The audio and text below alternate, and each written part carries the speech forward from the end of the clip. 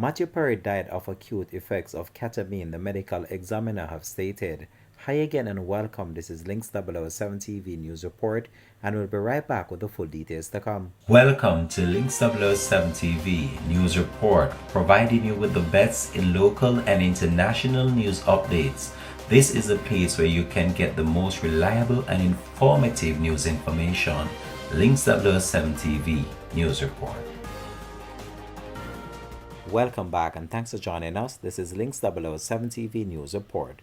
Friends, actor Matthew Perry died as a result of acute effects of ketamine, the Los Angeles County Medical Examiner's Office stated on Friday. Perry, who played Chadna Bing on the hit TV sitcom from 1994 to 2004, died at the age of 54, having struggled for decades with addiction and related health issues. Contributing factors in Perry's death include drowning, coronary artery disease, and the effects of buprenorphine, the medical examiner said in a statement. The manner of death is deemed as an accident. Perry was found unresponsive in a hot tub at his Los Angeles home on October 28 of this year. First responders were unable to revive him, and an initial post-mortem proved inconclusive pending the toxicology report. Doctors and veterinarians often employ ketamine as an anesthetic, and researchers explore it as treatment for depression.